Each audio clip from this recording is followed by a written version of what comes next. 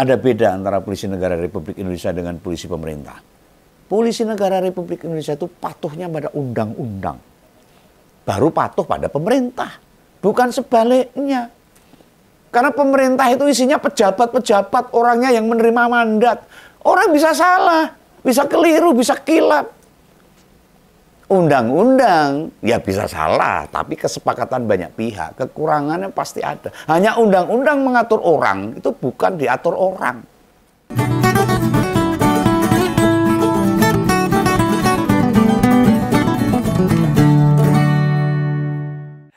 Ya, seperti prediksi Om Begawan dan juga banyak pihak bahwa kasus pagar laut Tangerang akan bablas.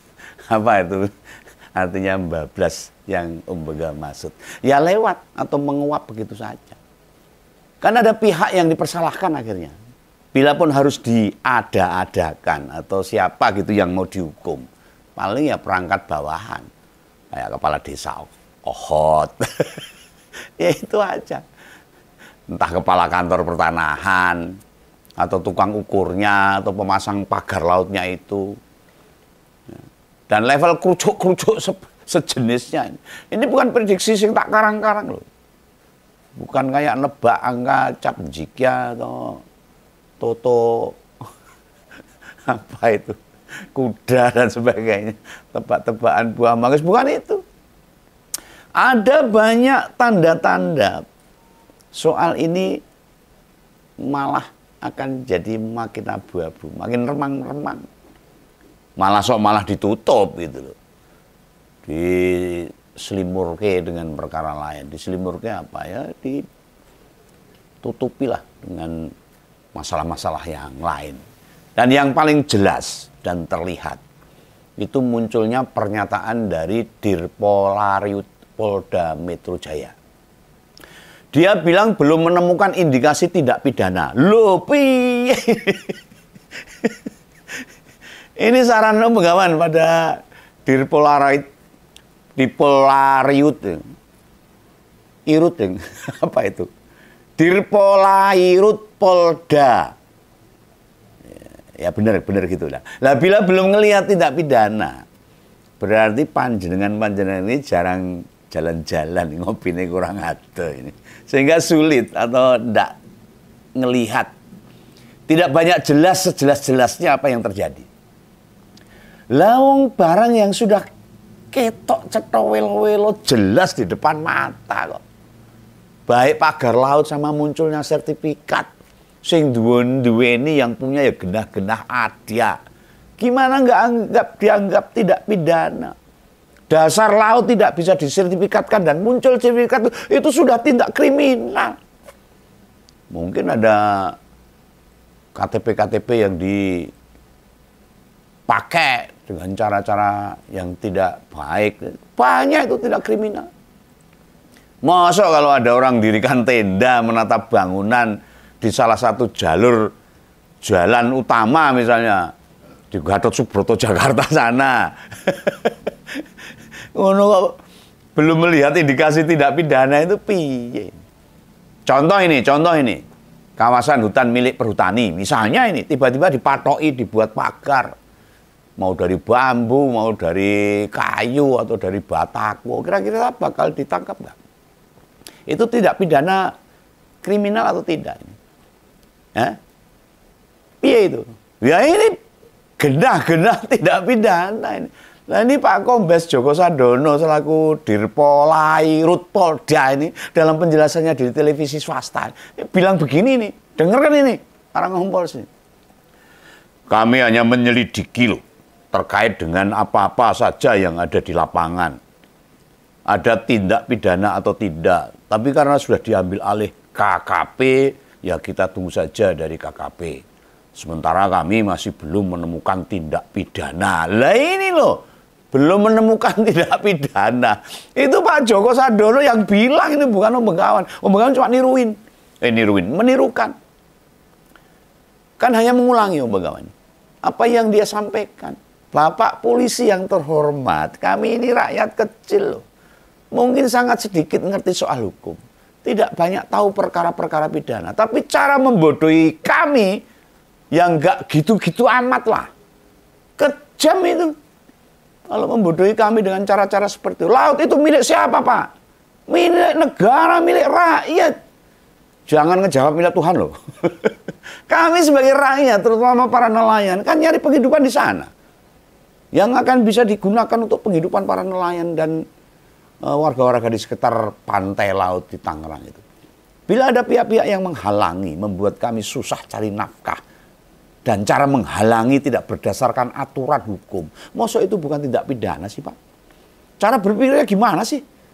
Ini Bapak kok gitunya membohongi kami. Coba deh kalau rumah Bapak dimasuki orang, neng orang itu tanpa izin terus mau beludus masuk ke rumah itu salah enggak?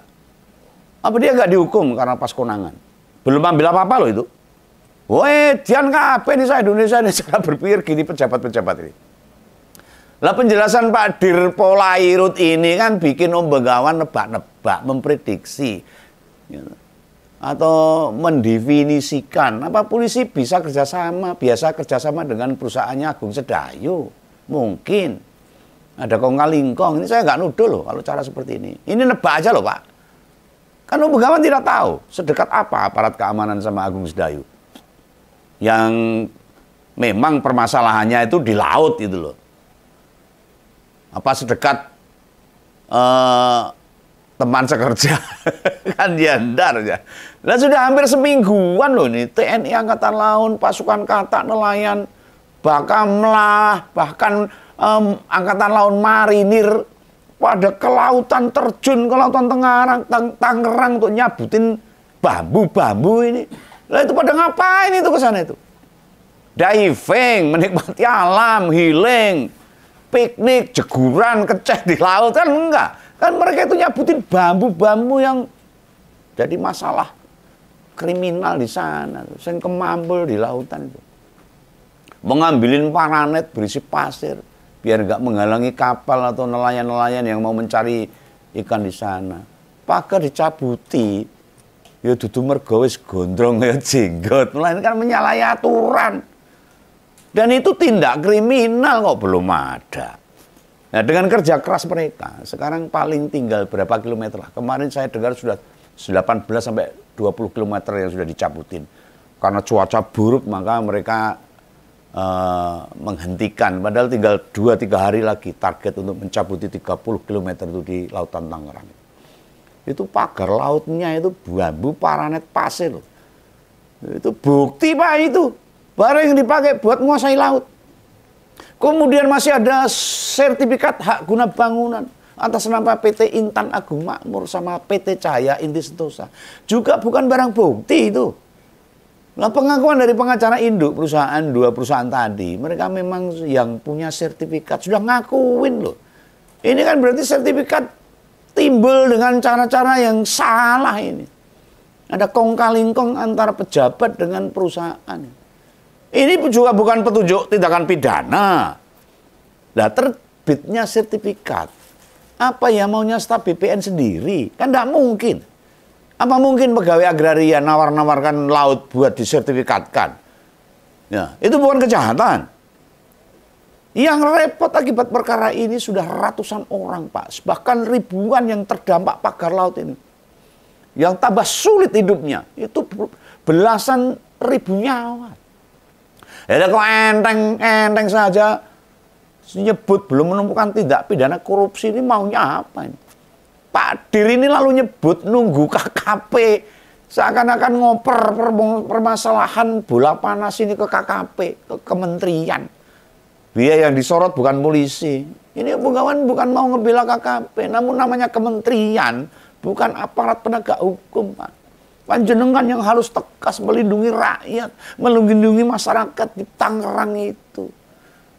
Kewenangan tidak sampai pada ngusut, atau tidak tindak pelanggaran hukum, nggak sampai kementerian itu, Pak. Panjenengan yang punya kewenangan. Nah, penyidikan pagar laut ini ya memang mesti ada di kepolisian, harus. Salah dan tidaknya bukan institusi lain. Lah Pak Dirpolairut ini nerima telepon dari Mabes. Dari Tribrata 1 alias Jenderal Listio Sigit yang intinya nggak boleh ngusut kasus ini. Ya ini masyarakat kan bisa menduga-duga, bisa menilai dengan cara penilaian masyarakat, mendefinisikan, menuduh. Wajar toh Pak Om Begawan mikir begini. Dan bukan hanya Om Begawan aja, mungkin semua masyarakat di sekitar situ mikirnya gitu.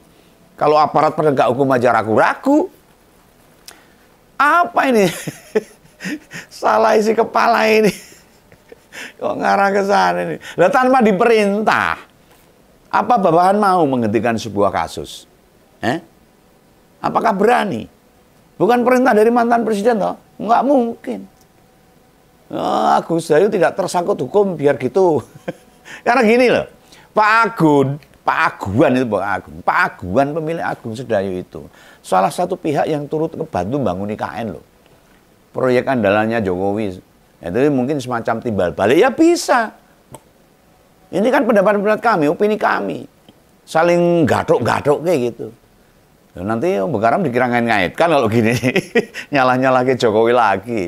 Masa apa-apa Jokowi yang salah. Ya karena memang masyarakat memahami bahwa semua sumbernya itu dari sana. Sumber porak-porandanya negeri ini. Lah menduga-duga. Itu dilarang di negeri ini. Bertanya atau menganalisa, apa nggak boleh? Apa sebuah perilaku yang dilarang? Terus bila disimpulkan perkara pagar laut bukan tindak pidana, maka kasus akan ditutup. Wes ngono tok lalu bubar, hilang ditelan bumi. Ora nek kabare meneh. Lagi itu kalau para penegak hukum kita kerja bener, kayak berat banget kalau kerja jujur itu. Kita piye itu loh. Apa semua polisi begitu? Kan enggak toh. Kayaknya enggak sih. Ada Pak Komjen Purnawirawan Ugroseno dalam salah satu podcast menyatakan ada 5 atau 6 undang-undang yang berpotensi dilanggar. Loh, lah wong aturan sing ditabrak wae bisa sampai 5 sampai 6 loh. Apa iya tidak ada tindak pidana di kasus pagar laut di Tangerang itu? Polri itu kan polisi Republik Indonesia, bukan polisi pemerintah. Om Begawan memaknai apa yang dikatakan Pak Ugroseno. Ada beda antara polisi negara Republik Indonesia dengan polisi pemerintah. Polisi negara Republik Indonesia itu patuhnya pada undang-undang. Baru patuh pada pemerintah. Bukan sebaliknya. Karena pemerintah itu isinya pejabat-pejabat, orangnya yang menerima mandat. Orang bisa salah, bisa keliru, bisa kilap. Undang-undang ya bisa salah, tapi kesepakatan banyak pihak, kekurangannya pasti ada. Hanya undang-undang mengatur orang, itu bukan diatur orang. Ya ada dalam tugas polisi menemukan benturan perintah pejabat dengan undang-undang. Ya polisi kudunya manut undang-undang dulu no. Undang-undangnya seperti apa, isinya seperti apa, deliknya seperti apa, itu yang dilakukan dulu, dilaksanakan dulu. Bukan manut pemerintah pejabat dulu. Itu sing tak pahami. Yang Om Begawan paham masalah undang-undang itu. Dari penjelasan Pak Ugroseno sebagai purnawirawan dengan bintang 3 di pundaknya. Beliau itu bukan jenderal kaleng-kaleng loh. Pernah jadi Wakapolri juga. Tidak hanya Pak Ugroseno yang memerhatikan perkara ini. Ada pula purnawirawan bintang 3 lainnya yang menuding Polri lambat menangani perkara pagar laut ini. Pensiunan perwira tinggi itu malah keras bicaranya. Sepertinya sudah ada pihak yang ditangkap. Salah satunya harusnya Kepala Desa Kohot yang bernama Arsin harus ditangkap dulu. Nanti akan terbongkar semuanya. Siapa jenderal yang Om Begawan maksud? Komjen Purnawirawan Susno Duaji, bekas Kabareskrim Polri. Bagi Pak Susno, aparat penegak hukum, tidak takut sama pengusaha harusnya. Soalnya ini bersinggungan dengan kedaulatan negara. Yang dijual itu bukan barang, bukan jasa, bukan sesuatu yang rumah, tapi ngejual lautan loh ini. Ditambah semua institusi negara mendorong perkara ini diusut dengan tegas. Dan Pak Prabowo sudah memerintahkan. Kalau anak sing ngeyel, sikat aja. Lah Presiden sudah memerintahkan kok. Wakil rakyat sudah ke lokasi, ikut nyabutin, mendesak pihak-pihak terkait menangani. Selain itu, Menko Infrastruktur dan Pemukiman Wilayah, Mas Ahaye melakukan investigasi ke Kementerian ATR dan BPN. Buat menemukan pihak-pihak yang terlibat di penerbitan sertifikat ini.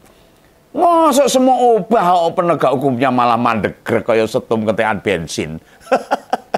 Wah, lah repot tuh. Dorong ya apa tuh. Lah makin ngotot Polri tidak jalan, maka dugaan orang jadi liar semua, termasuk Om Begawan. Apa dengan sikap begini Presiden Prabowo mau mendiamkan saja? Presiden mestinya manggil Kapolri, tanya perkembangan kasusnya, minta Mabes mensupervisi, memandu gerak Polda Metro Jaya, utamanya Polairut. Nah, lebih konkret lagi, investigasi diam-diam. Mengapa aparat di bawah kok tidak ada pergerakan sama sekali? Diselidiki faktornya apa? Nggak punya uang bensin, kurang penyidik, lokasi terlalu jauh dari Polda, atau backingan. Presiden kita itu ya bekas aparat loh, prajurit TNI dengan 4 bintang di pundaknya loh. Mau bagaimanapun, dia punya kuasa penuh memerintah Kapolri. Dia perwira tinggi. Nek Jenderal Listio ya melu mogok, ikutan-ikutan nggak gerak. Diam saja, ya sudah. Itu tandanya minta dihentikan, diganti. Siapa tahu sudah capek ini jadi Kapolri ini. Ya wajar kalau sudah capek, lelah atau bosan. Mungkin sepanjang karirnya dia paling lama menjabat jadi Kapolri dibanding jabatan lain. Dari Pak Jokowi hingga Pak Prabowo belum diganti, hebat lah. Dan buat Ngompoles, tak kasih tahu ini. Jenderal Listio Sigit ini Kapolri terlama setelah reformasi. Rata-rata menjabat paling 2 tahun loh, Kapolri-Kapolri yang lain. Diganti langsung. Lah Pak Tito, jenderal kesayangan Pak Jokowi menjabat Kapolri 3 tahun 3 bulan. Yang tembus 3 tahun juga ada Jenderal Timur Pradopo. Kapolri era Pak BY itu menjabat 3 tahun 3 hari. Kapolri lain kurang dari itu. Mau tahu berapa lama jabatan Pak Listio Sigit? Per hari ini. Masa jabatannya ada 4 tahun 7 hari. Lama banget ini. Nah bisa jadi dia sudah bosan. Pengen pensiun mungkin. Jadi bagaimana dengan pagar laut perkembangan ke depan? Ya belum ada titik terang. Malah seperti yang tak sampaikan di awal. Kasus ini akan lewat begitu saja. Hilang ditelan awan hitam. Dan dilupakan. Semoga tidak. Oke lah, ini pendapat kawan. Jangan lupa subscribe. Salam Ngompol, salam Begawan. Dadah.